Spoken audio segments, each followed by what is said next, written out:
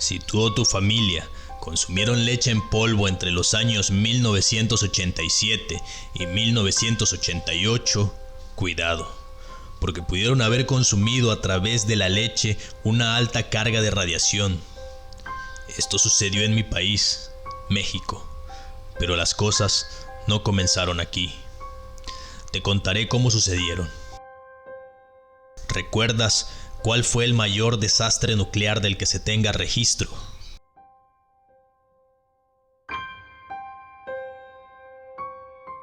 Las personas más influyentes de la entonces Unión Soviética hicieron hasta lo imposible por tratar de mantener en secreto el accidente de Chernobyl, o por lo menos que la mayoría de información respecto al accidente, sus cuantiosas víctimas y el daño colateral no se publicara en los medios.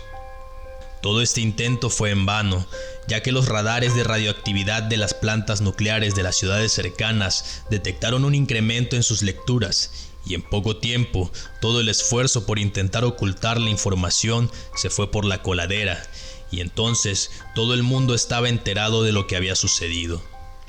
Era el tema central de los noticieros en la radio y en la televisión. Pero a pesar de toda la información que se dio a conocer respecto a la contaminación que generaría el accidente del reactor número 4, se quedó corta. Las consecuencias de la radioactividad emitida por la central nuclear tuvieron víctimas de las que casi nadie habla: niños mexicanos. El 21 de marzo de 1986 nació Maribel Torres Delgado. El doctor comentó a su padre que su hija sería una belleza por haber nacido justo el día de inicio de la primavera, pero su vida terminó trágicamente a la edad de 13 años. Su historia forma parte de uno de los capítulos más oscuros de la historia de México. La importación de 40,000 toneladas de leche en polvo desde Irlanda, que habían sido contaminada por la nube radioactiva generada por el accidente nuclear en la planta rusa de Chernobyl ese mismo año. La nube radioactiva viajó por todo el norte de Europa hasta llegar a la República de Irlanda. Irlanda era el país al que México compraba leche en polvo desde los años 70. La Organización Mundial de la Salud emitió una alerta para que se suspendieran las compras de alimentos a países afectados por los restos tóxicos.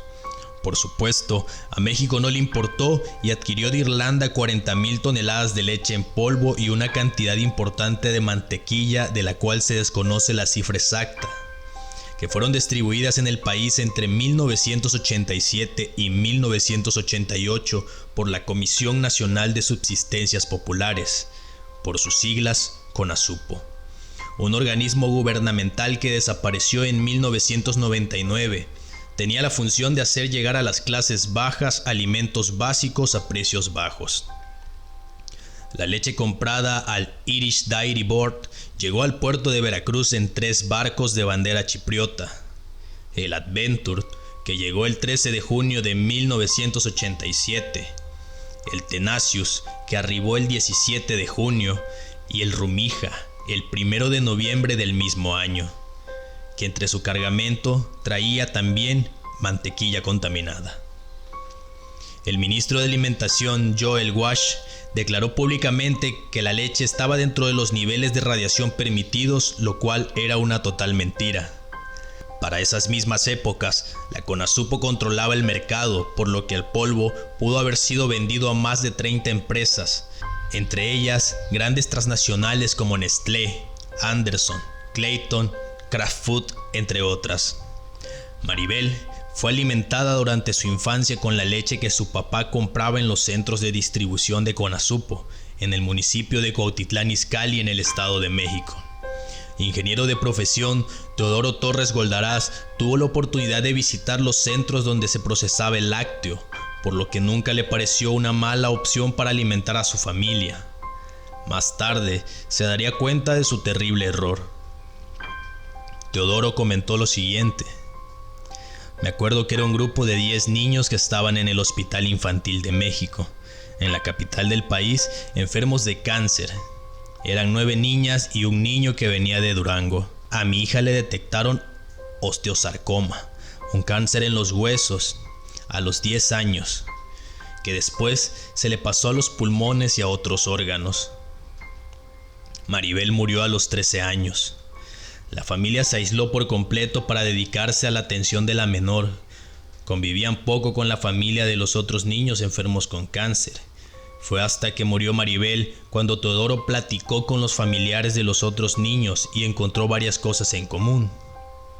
Entre ellas, que todos habían nacido el mismo año o posterior a su hija, pero que también todos habían sido alimentados con leche de la Conasupo.